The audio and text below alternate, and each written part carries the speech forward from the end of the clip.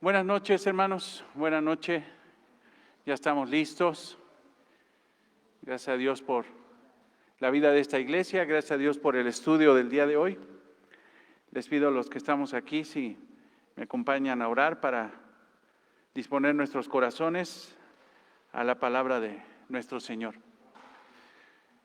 Bendito Padre, te alabamos en esta tarde con nuestra asistencia, con nuestra atención, con nuestro corazón, Señor, con toda nuestra vida. Tú eres el dueño de todo lo que somos, de todo lo que tenemos, Señor. Eres el dueño de nuestra mente, eres el dueño de nuestros corazones, de nuestras vidas, de nuestro respirar, Señor. No podríamos hacer menos, Señor, porque fuimos creados por ti para gloria y honra tuya, Dios. Y te damos gracias por este estudio de Primera de Juan, Señor, por este andar en Cristo, porque es sumamente importante para esta iglesia conocer, Señor, la doctrina en esta epístola maravillosa. Por eso, Señor, te pedimos que abra nuestros corazones, nuestro entendimiento a tu palabra, para que podamos, Señor, no solamente entenderla, sino vivirla, Señor. Es lo más importante. Que no sea simple y sencillamente conocimiento, sino que esto se convierta en un profundo amor hacia ti, aún más profundo, aún más puro, Señor, aún más sincero, y un amor hacia los demás, Señor. Eso, Señor, sería la evidencia de que hemos entendido, Señor, tu palabra. Te alabamos en esta noche y te doy gracias por la vida de mis hermanos que están aquí, que están llegando, los que llegaron un poquito más temprano, gracias, los que están llegando en este momento, gracias, y también por la vida de nuestros amados hermanos que están enlazados. Oramos si entre ellos hay alguien enfermo, Señor. Sabemos de hermanos que están en lucha, están en una situación, pero Señor, no están solos. El Dios único y verdadero, el que sustenta el universo, el Dios que tiene el control de todas las cosas, está bendiciendo sus vidas, Señor. Y eso, Señor, nos llena de gozo y nos llena de paz, sabiendo, Señor, que tú eres el que controla todos los eventos de nuestros hermanos y de nuestras propias vidas. Te alabamos en esta noche y te agradecemos con nuestra vida. En el nombre de Cristo, amén. Bien, hermanos, muchas gracias. Damos gracias a Dios de que Clau y Juan Carlos regresaron con bien, Max también. Nos dicen que sí, un poquito complicado todo lo que tuvieron que hacer allá, porque fue mucho lo que se destruyó, pero gracias a Dios sus familiares están bien y le agradecemos al Señor que nos haya permitido oír esa buena noticia.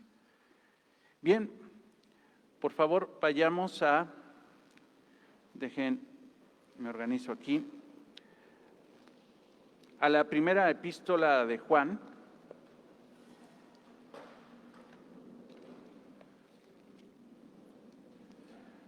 Capítulo 2.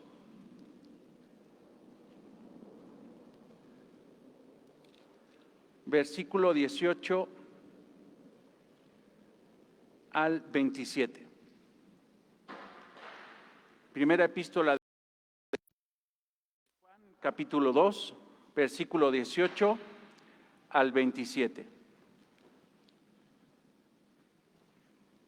El anticristo. Y a los hermanos que les encanta,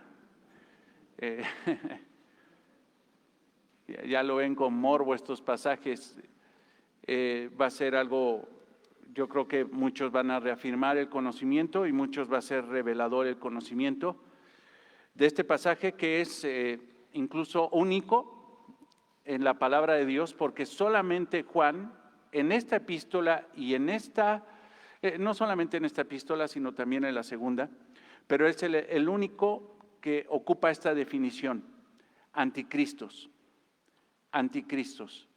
Y tenemos que descubrir bien eso para saber cómo aplicarlo en la iglesia el día de hoy, cómo debemos de entenderlo. Versículo 18, Primera de Juan, capítulo 2, versículo 18. Hijitos, yo ya quiero empezar a analizar, ¿no? Otra vez esa expresión, hijitos. Hermosa expresión a los que es el medio por el cual Juan se dirige a los cristianos, pero no solamente a los cristianos, sino también a los que pueden ser tiernos en la fe, los que pueden ser fácilmente engañados. Hijitos, ya es el último tiempo, y según vosotros oísteis que el anticristo viene. Así ahora han surgido muchos anticristos. Por esto conocemos que es el último tiempo. Salieron de nosotros, pero no eran de nosotros. Porque si hubiesen sido de nosotros, habrían permanecido con nosotros, pero salieron para que se manifestase que no todos son de nosotros. Pero vosotros tenéis la unción del Santo y conocéis todas las cosas. No os he escrito como si ignoraseis la verdad, sino porque conocéis y porque ninguna mentira procede de la verdad. ¿Quién es el mentiroso? Sino que el que niega a Cristo. Este es el anticristo, el que niega al Padre y al Hijo. Todo aquel que niega al Hijo tampoco tiene al Padre. El que confiesa al Hijo tiene también al Padre. Lo que habéis oído desde el principio permanezca en vosotros. Si lo habéis oído desde el principio, permanece en vosotros. También vosotros permanecéis en el Hijo y en el Padre. Y esta es la promesa que Él nos hizo, la vida eterna. Os he escrito esto sobre los que os engañan, pero la unción que vosotros recibisteis de Él permanece en vosotros y no tenéis necesidad de que nadie os enseñe. Así como la unción misma os enseña todas las cosas y es verdadera y no es mentira, según ella os ha enseñado, permanecer en Él. Amén.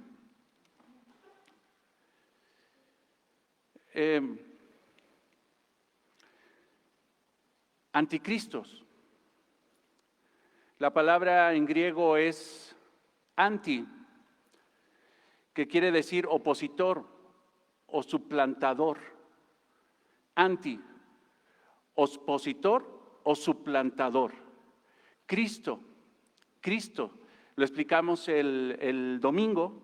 Cristo es la expresión en griego de la palabra Mesías, Meshiach, la expresión hebrea, Mesías.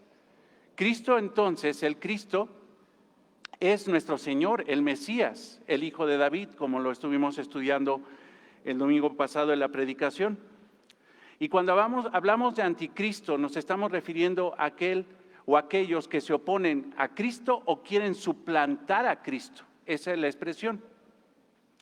Solamente Juan es el que utiliza esta expresión y se refiere a un grupo de personas que históricamente han existido y vendrán, y se refiere específicamente a una persona que está por venir, el anticristo, no un anticristo más, sino el anticristo, el suplantador, el rival, el que quiere derrocar a Cristo, va en contra de Cristo, y la forma como lo va queriendo suplantar a Cristo, haciéndose pasar por Cristo. Ese es el anticristo. Y por eso aquí en la primera expresión, en el versículo 18, dice: hijitos, ya es el último tiempo. Y va a haber un momento que vayamos más versículo por versículo desglosando, pero yo quiero ir al origen de todo esto, aprovechando que no estamos corriendo, aprovechando que podemos tomar nuestro tiempo para entender bien este pasaje. Vamos a hacer la exégesis de este pasaje, pero quiero ir al origen de todo esto. Hijitos, ya es el último tiempo, advertencia. Y según vosotros oísteis que el anticristo viene. O sea, la iglesia en ese tiempo ya sabía que el anticristo venía. No solamente porque Juan lo había enseñado, sino Pablo 40 años antes había enseñado la realidad de la venida del anticristo. Entonces la iglesia estaba avisada, ellos estaban expectantes y estaban esperando, así como estaban esperando la venida de nuestro Señor Jesucristo, la segunda venida, ellos sabían que iba a venir el anticristo. Y esa venida tendría que ser en los últimos tiempos, en las últimas épocas. Si tú ves la palabra tiempo, últimos tiempos, realmente la palabra tiempo es en griego la palabra día, tal cual. Mas sin embargo, para los hebreos, la palabra día, la palabra tiempo, la palabra hora, mejor dicho, corrijo, la palabra tiempo es la palabra hora. Pero para los hebreos, una hora, un día, un tiempo podría tener la misma interpretación. Podría tener la misma interpretación. Mas sin embargo, aquí lo que está haciendo el apóstol Juan está diciendo, está advirtiendo que ya esos últimos días, el último día, literalmente la expresión en griego es el día final, se ha acercado. Ya está. Hijitos, ya es el último día, el último tiempo. El día último se ha acercado. Y según vosotros oísteis que el anticristo viene. Ya sabe la iglesia y están expectantes y saben y están apercibidos que el anticristo se va a manifestar. Eso es lo que está diciendo. Así ahora ha surgido muchos anticristos. ¿Te fijas? Un anticristo, el máximo expositor de la maldad, y muchos anticristos. Opositores, suplantadores de Cristos. Opositores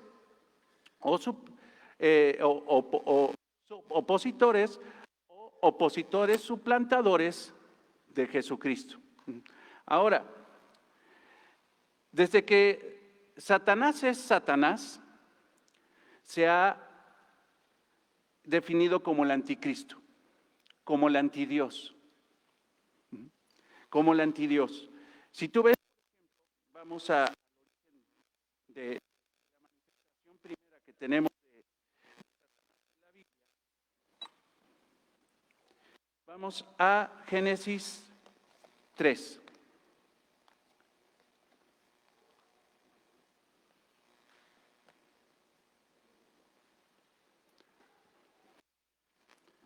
Génesis 3.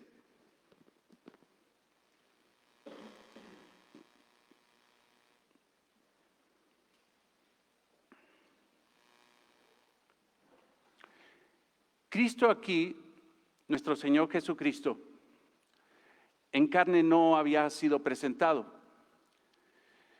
Si nosotros definimos a Satanás como el anticristo, tendríamos una verdad, pero también tendríamos algo que no es tan verdadero porque Cristo todavía no se había presentado.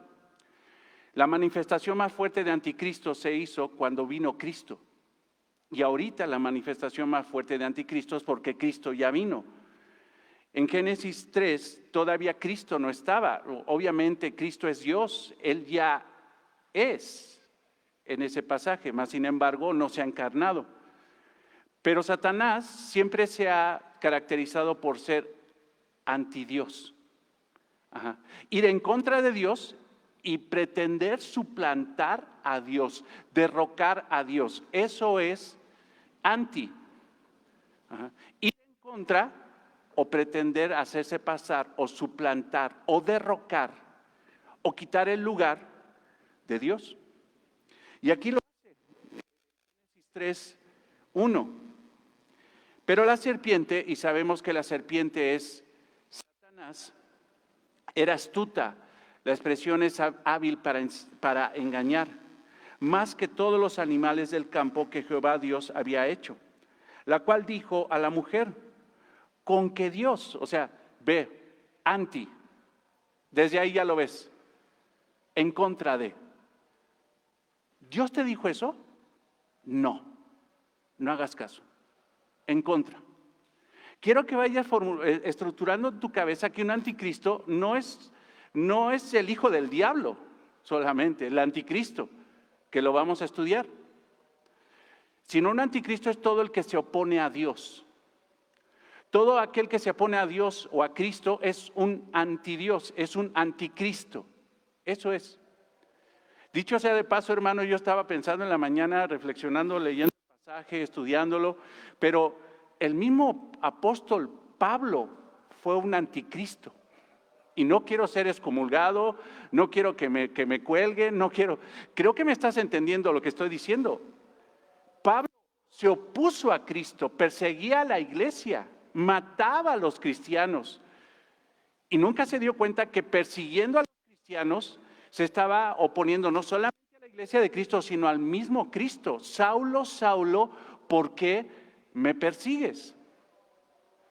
Saulo era un anticristo, pero sin embargo, nuestro Señor Jesucristo tuvo misericordia de él y se convirtió ese hombre no solamente en un amador de Cristo, un hombre que exaltaba a Cristo, sino que amaba a la iglesia. Si no, Filipenses 1:10, pongo de testigo a mi Señor como los amo, hermanos, en el amor del Señor. Todo, hermanos, antes de Cristo éramos anticristos, opositores de Cristo. O estás conmigo o estás contra mí, ¿no? Ahora ve el versículo 1, pero la serpiente era astuta más que todos los animales del campo que Jehová Dios había hecho, la cual dijo a la mujer: ¿con que Dios os ha dicho, no comáis de todo árbol del huerto? Y la mujer respondió a la serpiente: del fruto del árbol del huerto podemos comer, pero del fruto del árbol que está en medio del huerto, dijo Dios, no comeréis de él ni lo tocaréis, para que no muráis. Ahí hay un agregado de Eva que no dijo Dios. Ahí ya Eva ya estaba, viene la serpiente, le miente y Eva empieza a mentir. Porque nunca Dios dijo que no tocara, dijo que no comiera. Si ves el versículo 16, te darás cuenta que el Señor dice: y mandó Jehová al hombre diciendo, de todo árbol del huerto podrás comer, mas del árbol de la ciencia del bien y del mal no comerás, el día que de él comieres, ciertamente morirás.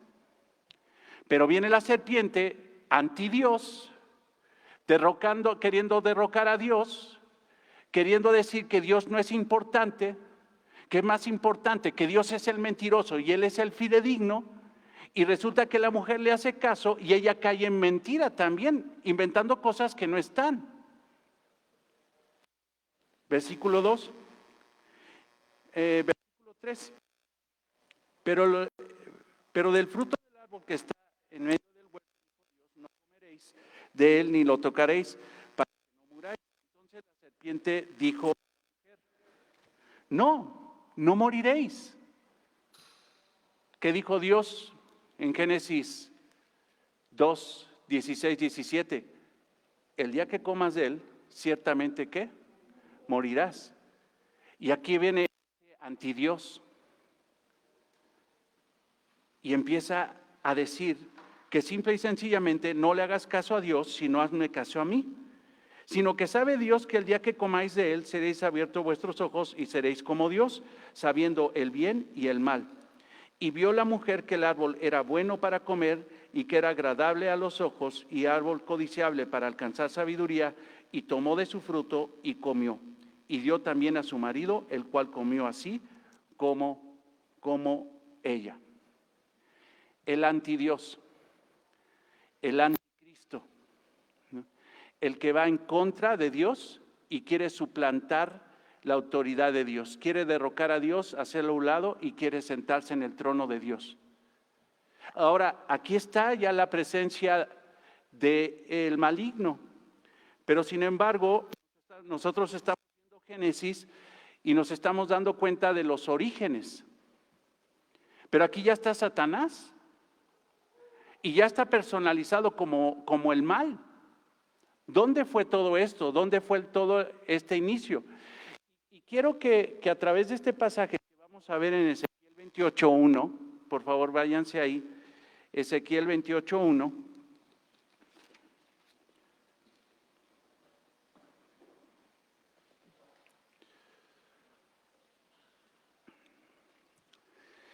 Hermanos, Juan está advirtiendo de la venida del anticristo. Y que ya incluso para esa iglesia del primer siglo ya era algo que tenía que llegar. O sea, en la iglesia del primer siglo, ellos ya estaban expectantes de que el anticristo ya se iba a manifestar, porque eran los últimos tiempos. lo podemos traducir como los postreros días. Y los postreros días es el tiempo entre la primera venida del Señor Jesucristo y la segunda venida de nuestro Señor Jesucristo. Esos son los últimos tiempos. Entonces, en el primer siglo, en la iglesia del primer siglo, ellos ya estaban esperando la venida, la manifestación del anticristo. Hermanos, si para el primer siglo, para ellos ya era evidente que iba a llegar, les aseguro que ya estamos en los últimos tiempos. Que se manifieste el anticristo. Pero Juan no está diciendo solamente un anticristo, sino está diciendo anticristos incluso dentro de la iglesia. Ahora, ¿que el anticristo solamente es una persona? ¿O son varias? ¿O qué es esto? El anticristo es una persona que tiene una forma de ser. Y los anticristos son un grupo de personas que se han manifestado a lo largo de la iglesia, que tienen la misma forma de ser que el anticristo. Pero el anticristos tiene la misma forma de ser. Entonces, ¿cómo podemos identificar si alguien es un anticristo? Porque dice que se han manifestado los anticristos y que incluso estaban dentro de la iglesia, dice Juan, parecían que eran de nosotros, parecían que eran cristianos, pero no eran cristianos y salieron de la iglesia. ¿Quiénes son los anticristos? Y yo les pido que pongan mucha atención porque de repente puede haber una esposa que tenga el carácter del anticristo. O un hijo que tenga, ahora sí, ya aprendieron, ¿verdad? Ahora sí.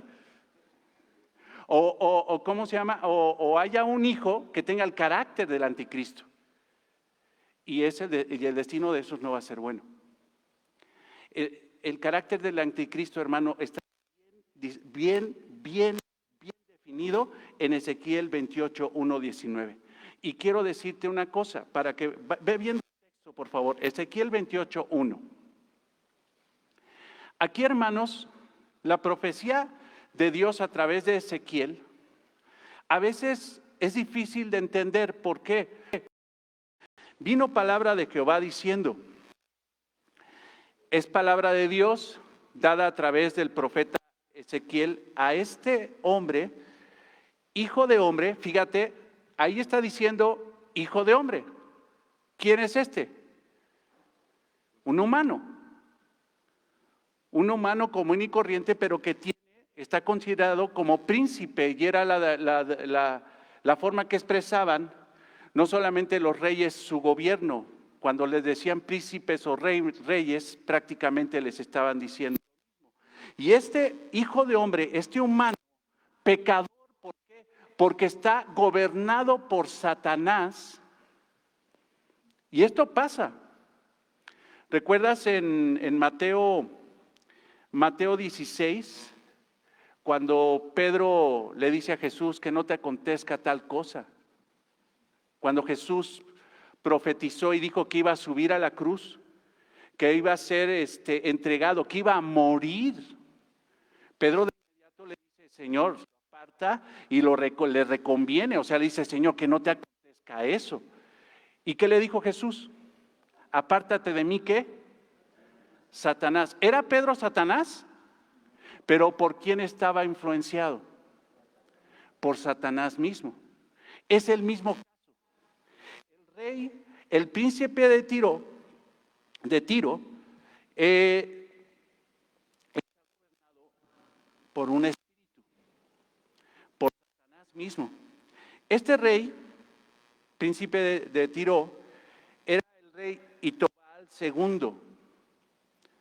Este rey reinó del 591, o vivió del 591 al 573 antes de Cristo. Este rey. Y fíjate lo que le dice la profecía, lo que le dice el profeta de Dios, porque es palabra de Dios, hijo de hombre. Perdón, ahí la expresión hijo de hombre se refiere a Ezequiel. Después, di al príncipe de Tiro, así ha dicho Jehová el Señor. Aquí es donde viene la profecía. Por cuanto se enalteció tu corazón. Empieza a apuntar las características de un anticristo. Por cuanto se enalteció tu corazón y dijiste, yo soy un ¿qué? Un Dios. Ajá. Yo soy un Dios. Y para esos tiempos, hermanos, los reyes se consideraban dioses. Ellos se nombraban como dioses. Ajá.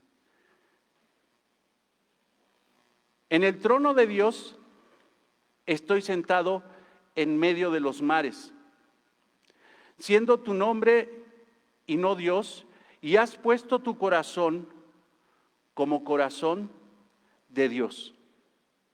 ¿Qué está diciendo? Yo suplantaré a Dios. Yo derrocaré a la autoridad. Si hay una autoridad, yo voy en contra de ella. Contra, anti, voy en contra de ella. En el trono de Dios estoy sentado en medio de los mares, siendo tú hombre y no Dios. No eres Dios. O sea, enfático, no eres la autoridad.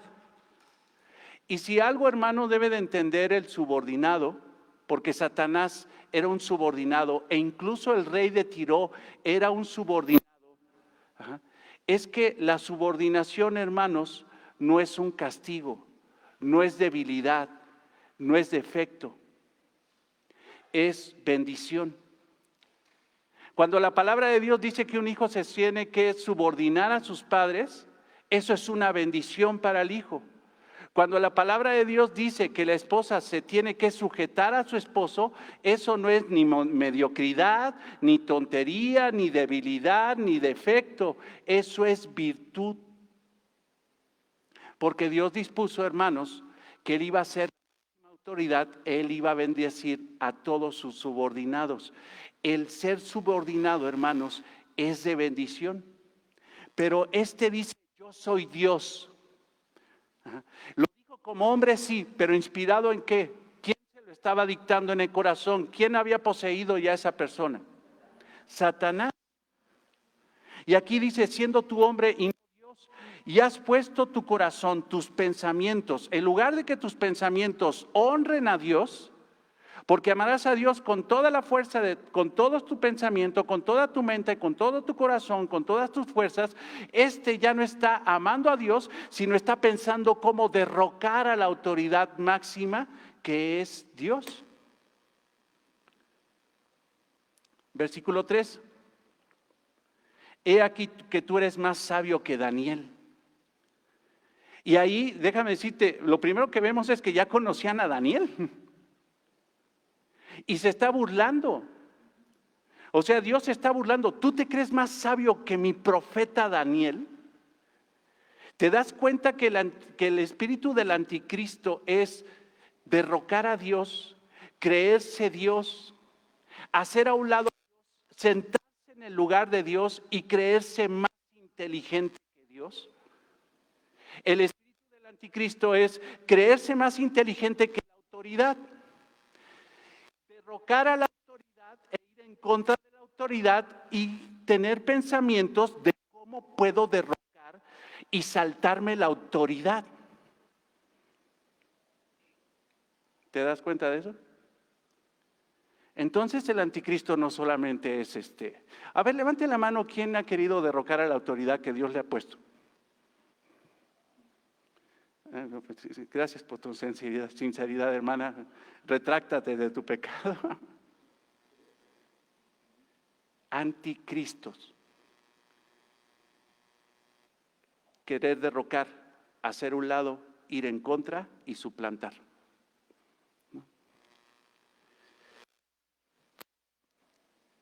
¿Te crees más sabio que Daniel? ¿Te crees más sabio que ese? Hermano, Nabucodonosor, cuando fue a agarrar, hermano, del pueblo de Dios, lo mejor del pueblo de Dios, ¿sabes a quién se fue a agarrar? A Daniel. Daniel, hermanos, era lo mejor del pueblo, era joven, sabio, consagrado a Dios, fiel a Dios, era lo mejor. Y está diciendo, tú te crees más que Daniel. O sea, se está burlando aquí, está siendo irónico Dios, ¿no? He aquí, tú eres más sabio que Daniel. No hay secreto que te sea oculto. Con tu sabiduría, que no es una correcta, y con tu prudencia has acumulado riqueza. Ahí, hermanos, ya Dios está hablando al rey. Porque Tiro, hermanos, era una ciudad élite, era una ciudad que era de gran riqueza, era una ciudad, hermanos, considerada de grandes riquezas. Si tú lees el contexto hasta el versículo 27, por ejemplo, tú te darás cuenta de eso. Con tu sabiduría y con tu prudencia has acumulado riqueza y has adquirido oro y plata en tus tesoros. Con la grandeza de tu sabiduría en tus contrataciones, en tus negocios, has multiplicado tus riquezas. A causa de tus riquezas se ha enaltecido tu corazón, o sea, caíste en vanagloria. Se te dio riqueza y en lugar de que honraras con esas riquezas al Señor, tú te honraste a ti mismo. Te llenaste, lo que dice el apóstol Juan, de vanagloria, ¿no? De vanagloria. Por tanto, así ha dicho Jehová el Señor, por cuanto pusiste tu corazón como corazón de Dios. Versículo 7. Por tanto, he aquí, yo traigo sobre ti extranjeros. O sea, te está diciendo, al rey de Tiro le va a decir, le dice, contra ti va a haber pueblos extranjeros que te van a destruir. Babilonia, hermanos, Nabucodonosor, en el 585-573, invadió Tiro, casi lo destruye. Después, los griegos, Dios cumplió su profecía por la altanería del corazón de este hombre. Pero sin embargo, está tras alguien. Los fuertes de las naciones que vainan sus espadas contra la hermosura de tu sabiduría y mancharán tu esplendor. Estos son los invasores babilónicos. Versículo 8. Al sepulcro te harán descender y morirás con la muerte de los que mueren en medio de los mares. Hablarás delante del que te mate diciendo, yo soy Dios. Tú hombre eres y no Dios, en las manos de tu matador. O sea, vas a morir, vas a ser ejecutado. Y eso lo está diciendo Dios. De muerte del circunciso morirás por manos de extranjeros, porque yo he hablado, dice Jehová. Ahora, ve el versículo 11 y ahora le está hablando a otra persona, pero le está hablando a la misma. Le está hablando a la misma y parece que le está hablando a otra persona. La primera persona, hermanos, parece terrenal. Un hombre, un rey, un príncipe. Pero ahora le está hablando a Satanás, que está gobernando el corazón de este rey. Hijo de hombre, levanta endecha, o sea, esta sentencia sobre el rey de Tiro y dile, así ha dicho Jehová el Señor, tú eras el sello de la perfección. Ah, caray, un hombre perfecto, pues ¿dónde los hay? Ni en las canciones. Tú eras el sello de la perfección. Esto no es humano. Este es un ángel. Es un querubín. Es un ser espiritual, perfecto. Porque esos son los seres espirituales, son perfectos. Eso quiere decir que no había pecado en él. No había pecado en él. Tú eras el sello de la perfección. Tiro era un hombre imperfecto, el rey de Tiro. Era simple y sencillamente un hombre muy popular por el tipo de comercio que se había hecho en esa ciudad. Probablemente algunos comentarios, por ejemplo el de John MacArthur, dice que esa expresión perfecto puede también apuntar a hacia la ciudad porque tenía una ciudad de renombre, era una ciudad perfecta, con gran economía. Pero sin embargo aquí le está hablando a Satanás. Tú eres el sello de la perfección.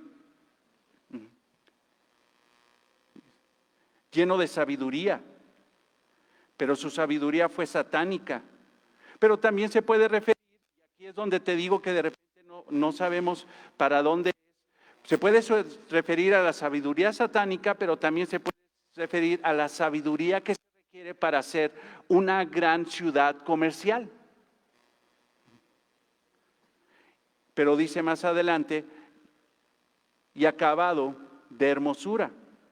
En Edén, en el huerto de Dios estuviste. ¿Cuándo estuvo el rey de Tiro en el Edén? ¿Él estuvo ahí?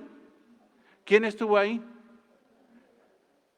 Adán y Eva. ¿Pero quién estuvo ahí también? Satanás. Génesis 3, lo acabamos de leer.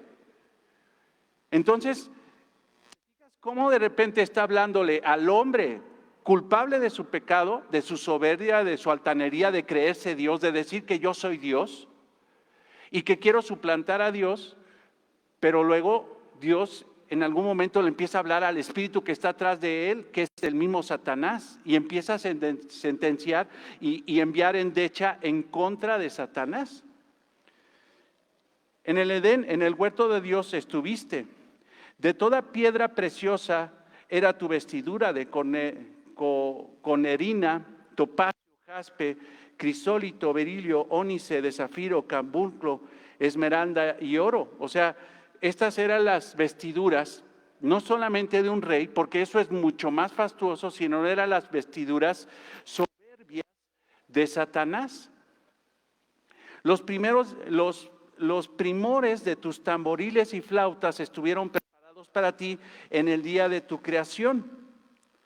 Lo que podemos entender es que Satanás era el encargado de la alabanza a Dios. Tú, querubín grande, ahí ya de plano no le puedes decir eso. Nunca Dios se refirió a un hombre como querubín, como aquellos que estaban en el Edén a la salida, que prohibieron el regreso de Adán y Eva cuando fueron expulsados del paraíso. No, o sea, ya se está refiriendo aquí al rango que tenía Satanás como ángel. Dice, tú, querubín grande, protector, yo te puse en el santo monte de Dios, allí estuviste. O sea, yo te puse ahí, en medio de las piedras de fuego te paseabas. O sea que era Satanás, era un querubín grande, exaltado, responsable de cubrir el trono de Dios. Tenía, hermanos, un lugar cercano a la autoridad, y en lugar de dar, hermano, gloria a aquel que lo puso a un lado, él quiso derrocar, ir en contra de él y derrocarlo.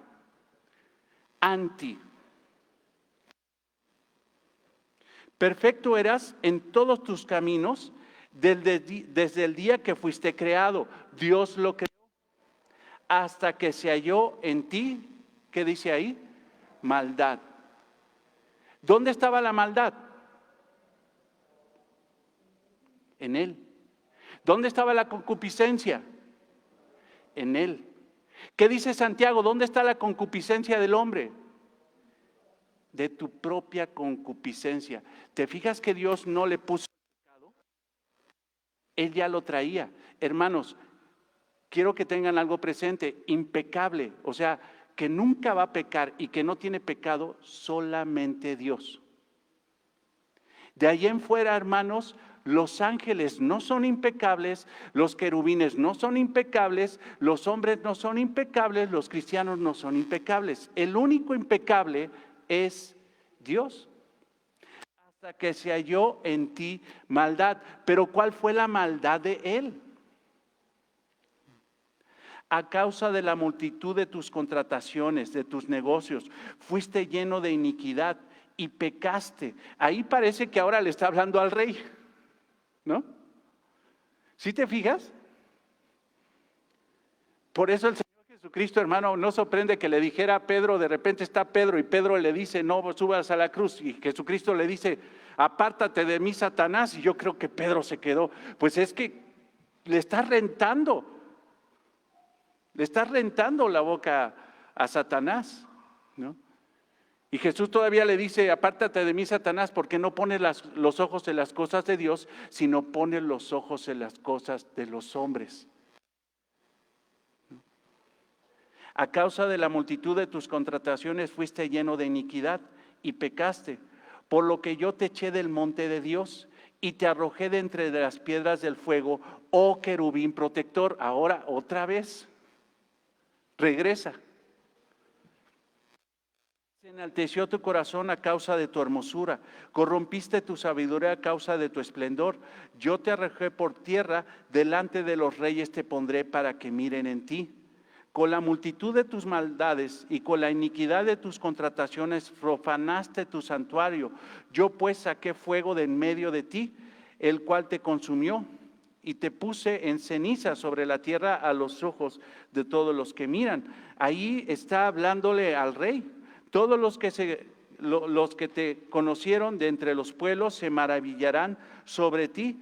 Espanto serás y para siempre dejarás de ser. El antidios, las mismas características del anticristo y las mismas características de los anticristos. ¿Y cuáles son las características de Satanás? ¿Cuál es la característica del anticristo? ¿Cuál es la característica de los anticristos? Creerse más que la autoridad, enfrentarla para quererla derrocar. Sí, mi hermano.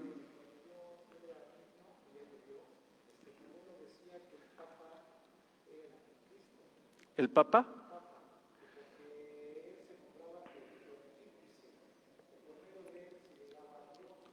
Pontífice, el sumo pontífice, el sumo puente, ¿no? Uh-huh. El Papa.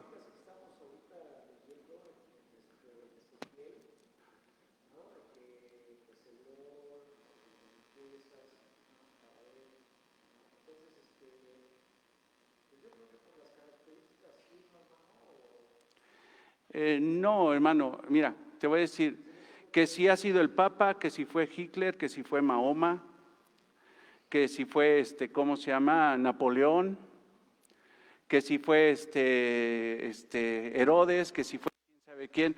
La verdad, hermanos, nadie sabe quién es, pero cuando llegue va a ser evidente que es. Porque incluso Pablo le dice a los tesalonicenses, se manifestará. ¿Qué quiere decir eso? Será más que evidente que ese es el anticristo. Y tendrá sus características específicas que ninguno de esos que pueden mencionar como anticristos hoy ha tenido las características que están profetizadas tanto en Génesis como en Daniel, como en todos estos pasajes. No tienen esas características. Son anticristos, pero no es el anticristo. ¿Los papas son anticristos? Claro que sí. ¿Por qué? Porque se ponen en el lugar de Jesús. Dicen ellos que son los vicarios de Cristo, que son el sumo pontífice, o sea que son el gran puente entre los hombres y Dios. ¿Quién es el puente entre los hombres y Dios? Jesucristo. ¿Qué están haciendo? Suplantando. Dicen, no, espérate, Jesús no, nosotros. ¿Cómo que? ¿Te crees Dios? El Papa se cree Dios. Y se ponen en lugar de Dios. Pero ese no es el anticristo. Son anticristos. Si tú te metes a YouTube a buscar anticristos, cuidado porque a lo mejor hasta el anticristo termino siendo yo o tú. No sabes, o sea, ya todo el mundo es anticristo, ya. Si te pones a ver eso, ¿no?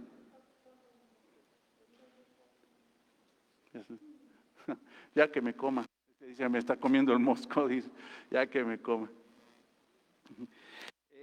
Sí, eso lo vamos a estudiar, hermanos, pero no podemos caer en esa situación. El anticristo tiene características muy específicas, muy específicas. Hermanos, entonces, quiero que tengan bien presente eso para poder entender lo que está diciendo Juan en el 2º capítulo. Un anticristo es aquel que se cree más que Dios, se cree más que la autoridad y quiere suplantarla, quiere derrocarla. Ese es, va en contra de, para derrocarla. Y ese espíritu se llama rebeldía. Ese espíritu se llama rebeldía. Desde sus primeros capítulos, la Biblia muestra que el maligno actúa en contra de Dios. Vayan por favor a Efesios 2:3.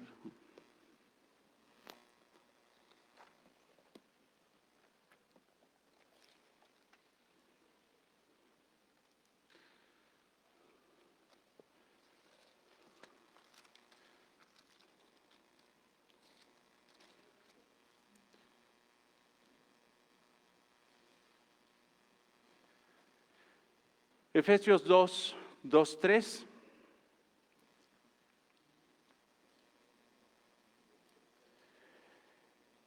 Entre los cuales también todos nosotros vivimos en otro tiempo en los deseos de la carne, haciendo la voluntad de la carne y de los pensamientos. Ve la estructura, o sea, carne, pensamientos, gobernados totalmente por eso.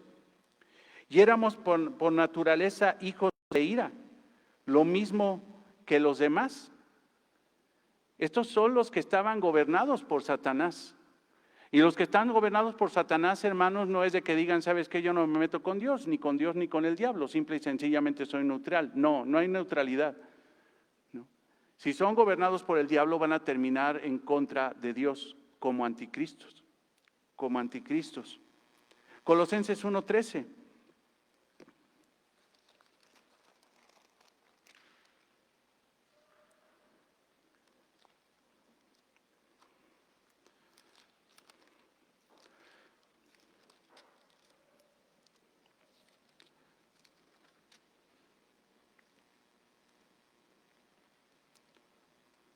Colosenses 1:3. El cual nos ha librado de la potestad de las tinieblas. Esa era la potestad, o sea, quien está bajo la potestad de las tinieblas está bajo la potestad del anticristo y tiene la actitud del anticristo, imposible que no lo tenga. Y trasladado por la gracia del Señor al reino de su amado Hijo. Entonces, siempre el anticristo, el antidios, se ha opuesto constantemente al plan de Dios. Siempre.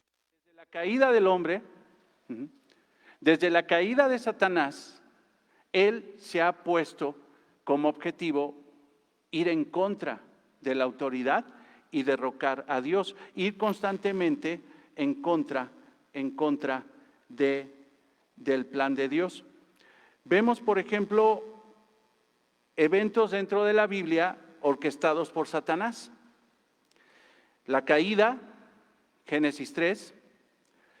El diluvio que lo mandó Dios, pero la dureza del corazón de los hombres no fue de Dios, sino fue de Satanás, que durante si no me equivoco, 140 años se les estuvo predicando la verdad y no hicieron caso. Y ahí están las consecuencias, el diluvio universal. La torre de Babel, Génesis 11, 1, 9. Incluso vemos aquí la aflicción de Job. Satanás queriendo hacer quedar mal a Dios. ¿No has considerado la vida de tu siervo Job? A ese quítale todo lo que tiene y te va a negar.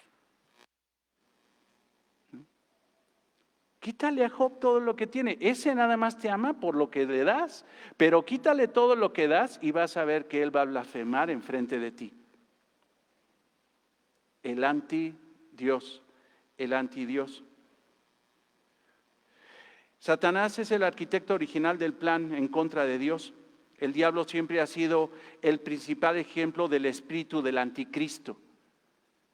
O sea, el anticristo y los anticristos tienen el mismo carácter de su padre, el diablo. El diablo es mentiroso y rebelde. El diablo es padre de mentira. Y también en el mismo contexto de Primera de Juan vamos a ver que el anticristo, los anticristos también son mentirosos y chismosos.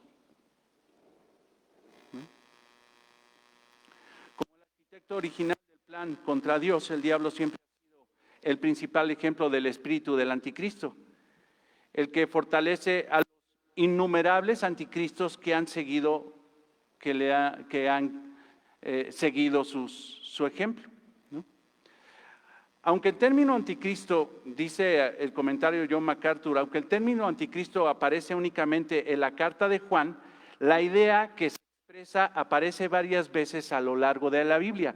Si tú buscas anticristo, solamente Juan lo ocupa, solamente, pero la idea del anticristo está en muchas partes de la Biblia. Daniel 7:7, vamos allá a Daniel.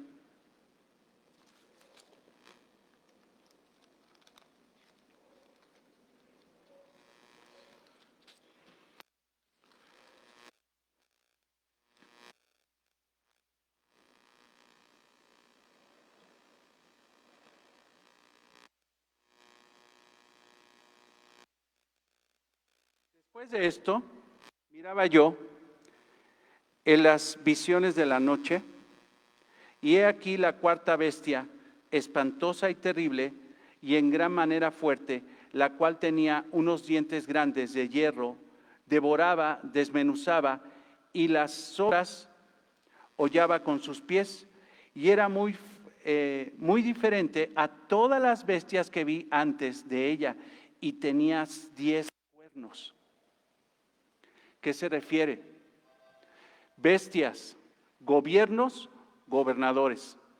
Y este gobernador, esta bestia, no era igual a todos los demás anticristos, a todos los demás gobiernos opositores de Dios, sino que esta era en manera distinta, sobremanera distinta.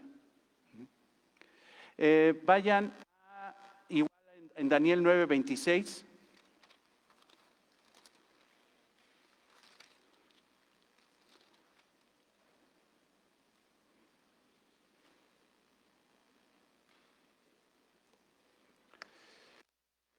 Y aquí es la profecía de las 70 semanas de Daniel, que creo que en algún momento explicamos todo esto en la escatología bíblica.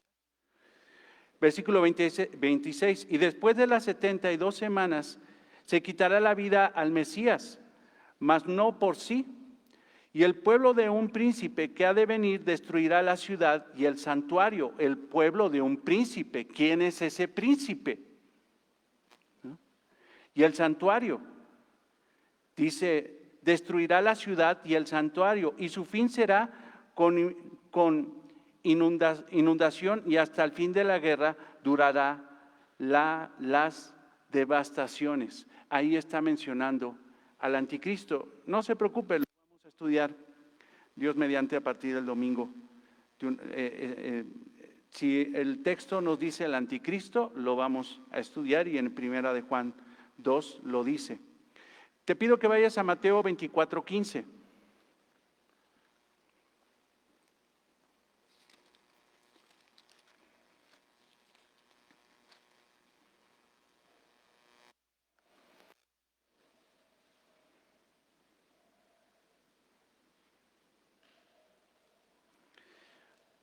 Por tanto, cuando veáis en el lugar santo, o sea, en el lugar donde se adora a Dios, pero en lugar de que se adore a Dios, ahí se va a sentar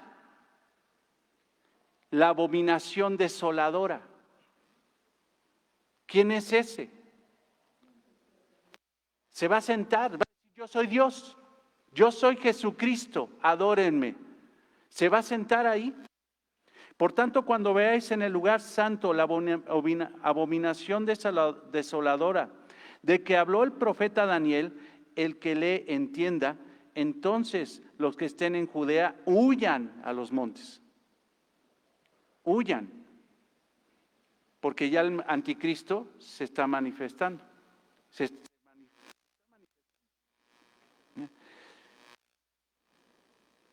Apocalipsis 11:7. Hay más citas, nada más les voy a dar esta más.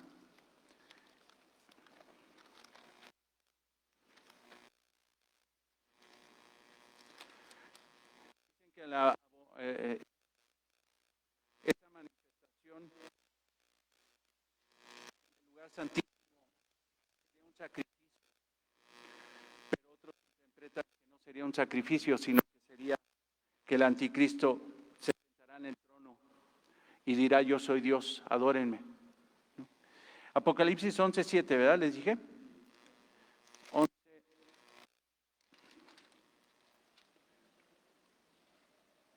Cuando haya acabado su testimonio, la bestia que sube del abismo hará guerra contra ellos y los vencerá y los matará. Entonces, hermanos, esta palabra anticristo se trata de una palabra compuesta.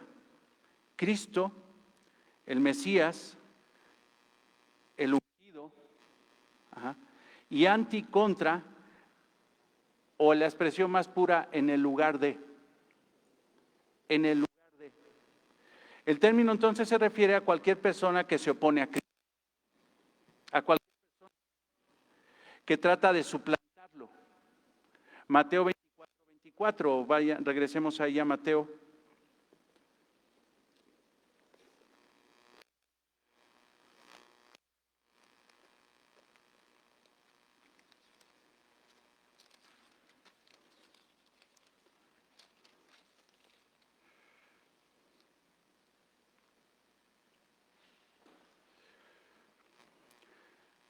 Se levantarán falsos cristos. Suplantar. Yo soy Cristo. Suplantarlo. Falso. Y falsos profetas. Dicen que vienen de parte de Dios, pero vienen de parte de Satanás, vienen de parte de ellos mismos. Y harán grandes señales. ¿Para qué?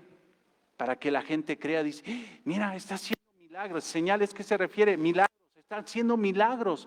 Ese es el Cristo, porque está haciendo milagros. O es un verdadero profeta. ¿Por qué? Porque hace milagros, pero no le hagas caso porque es falso, es un suplantador. Y falsos profetas, y hará grandes señales y prodigios, grandes milagros, de tal manera que engañarán, si fuere posible. Escucha esto. Si fuere posible. La pregunta es: un verdadero cristiano maduro, conocedor de la palabra de Dios, conocedor de quién es Cristo, de las profecías, de las advertencias de Dios, una iglesia que está advertida de que ya viene el anticristo y hay anticristos y los han visto, ¿ustedes creen que es posible que los engañen? Pues el diablo va a hacer chuchama. O sea, el diablo va a hacer su trabajo. Pero un verdadero creyente de inmediato se da cuenta: este es un anticristo. Este es un falso profeta. Este es un falso maestro. ¿Es Cristo? Está loco, ¿no?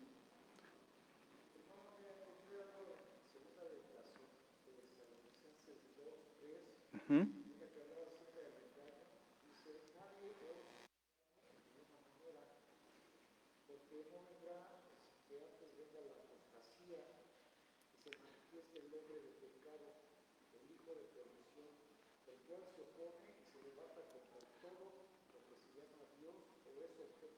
Se levanta en todo, ¿en contra de qué?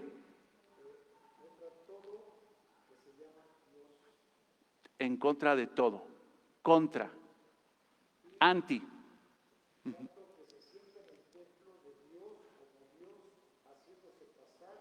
Por Dios.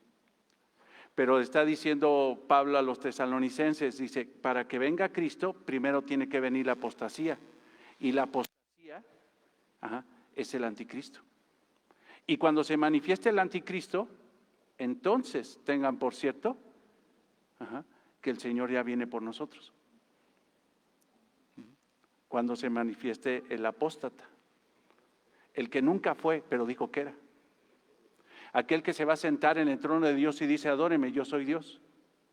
La abominación desoladora de lo que habló el profeta Daniel. Entonces, ese término se refiere a todo aquel que quiere ser un suplantador de Cristo. o que lo representa falsamente. Tal oposición siempre ofrece puntos de vista distorsionados y aberrantes acerca de la naturaleza de Cristo. O sea, esa posición que dice que yo soy el Cristo siempre va a manifestar cosas aberrantes acerca de Cristo. Van a negar a Cristo.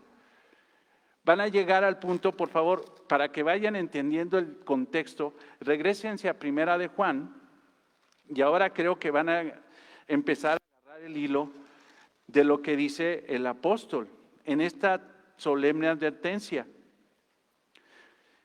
Y a mí me encanta cómo lo dice: estas cosas os escribo, o sea, les estoy escribiendo para que no sean sorprendidos.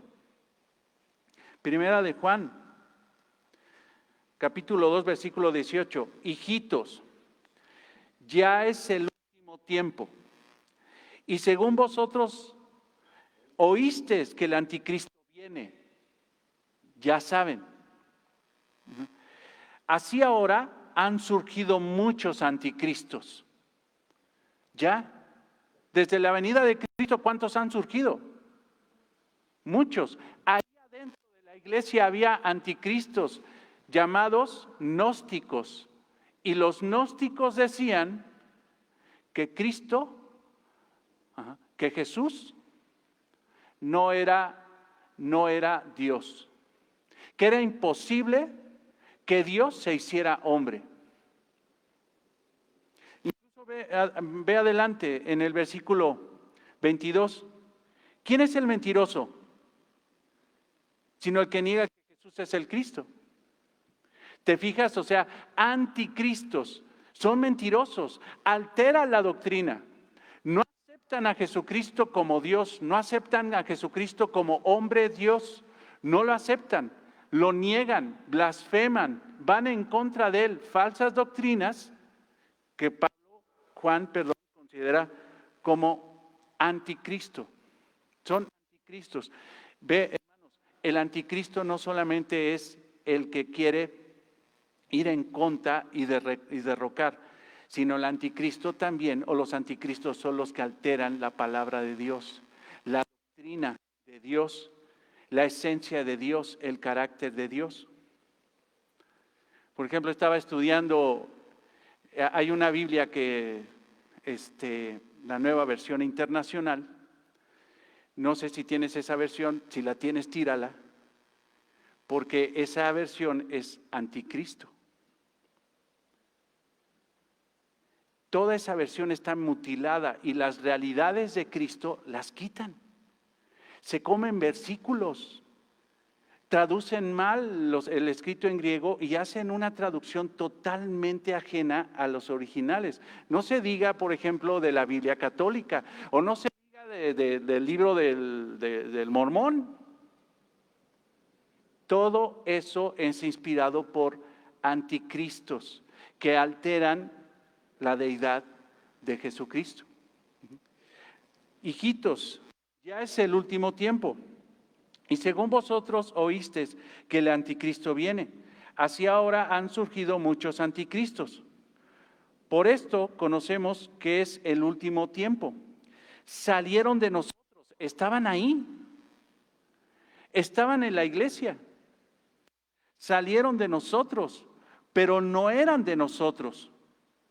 Porque si hubieran sido de nosotros, habrían permanecido con nosotros. Apóstatas, negaron la fe, nunca fueron cristianos y se hicieron pasar como cristianos, pero terminaron siendo manifestada la esencia de su maldad y era anticristo, anticristianos, anticristo. No eran cristianos. Habrían permanecido con nosotros, pero salieron para que se manifestase que todos son de nosotros. ¿Por qué se va gente de la iglesia? Para que se manifieste quiénes son realmente los que son de Cristo y los que no son de Cristo. Obviamente eso lo vamos a estudiar. Pero vosotros tenéis la unción del Santo. Ese es, si te fijas, es la contraparte. ¿Te acuerdas? Contrastes. Blanco y negro.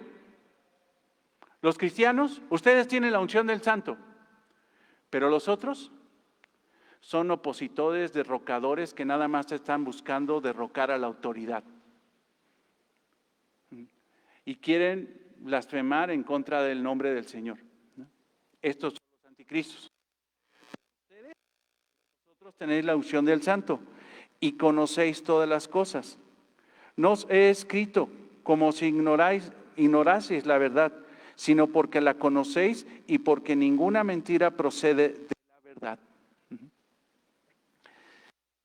Entonces, hermanos, un anticristo puede ser cualquier desobediente. Un anticristo puede ser una mujer que se salta a la autoridad de su esposo. Porque si la Biblia dice que su autoridad es su esposo y se la salta, es un anticristo, porque está en contra de su palabra. ¿No?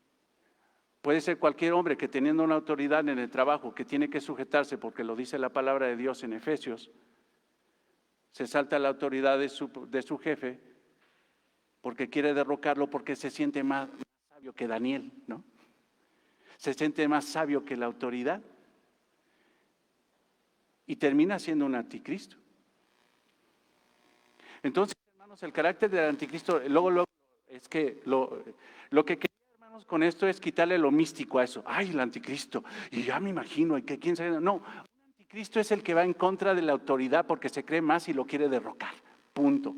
En lugar de entender que Dios hizo un principio, hermanos, que rige hoy y ha regido siempre. El principio de la autoridad y la sujeción. Si se guarda ese principio, hermanos, hay armonía con Dios. No vamos en contra de Él. Pero si se viola el principio de autoridad y sujeción, en ese momento vamos en contra de Dios, como lo hizo Satanás, y en contra de Cristo. No son cosas místicas, hermanos. Son simple y sencillamente realidades. Hay que cuidarse de no tener un corazón de anticristo cuando uno se pone en contra de una autoridad. Hay que cuidarse de eso.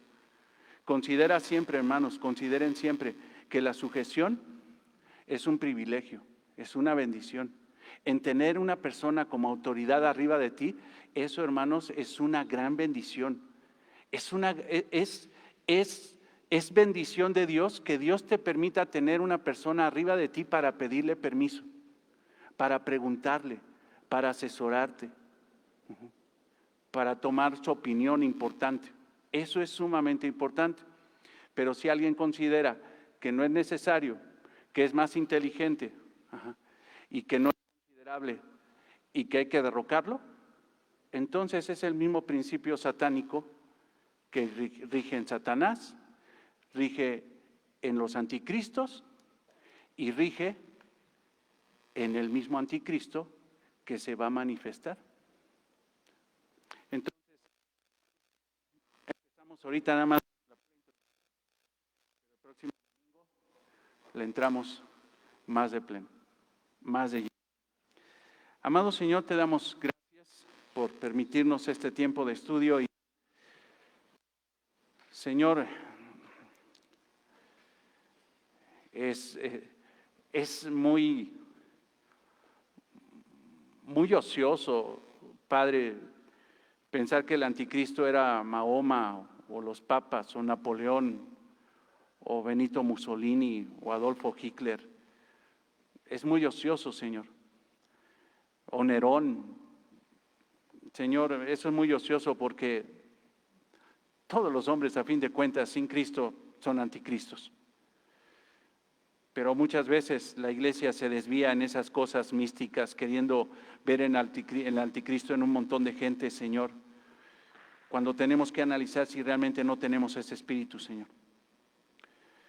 Señor, tú eres tan bueno que a ese hombre Saulo de Tarso, que fue un opositor tuyo, un hombre que iba en contra de ti, un hombre que quería ver muerta a tu iglesia, a todos los tuyos, Señor, tú en tu gracia llamaste a ese anticristo llamado Saulo de Tarso para convertirlo, Señor, en un hombre tuyo, en un hombre, Señor, de fe.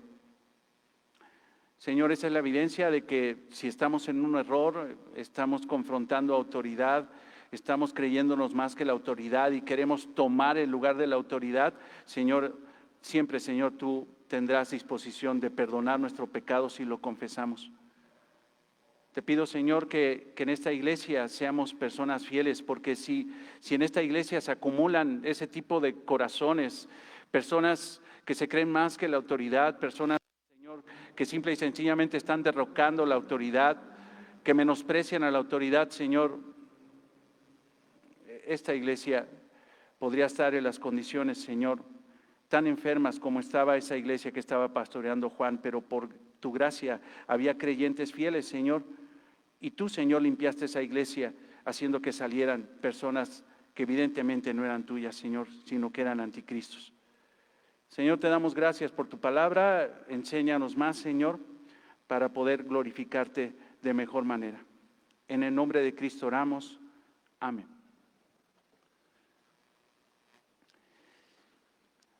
Hermanos, pues nos vemos el próximo domingo, 8:30, en el estudio del viernes. Los que estamos ahí a las 8, los esperamos para el estudio de la mortificación del pecado de John Owen, que vamos, gracias a Dios, bien. Si alguien se quiere integrar con toda confianza, hágalo. Lo único que les pedimos es que se consigan el libro de John Owen para que puedan tener la lectura. Ahorita llevamos para el capítulo 10, entonces consigue el libro, lee hasta el capítulo 10, intégrate al estudio. Dios los bendiga, hermanos, Dios los guarde.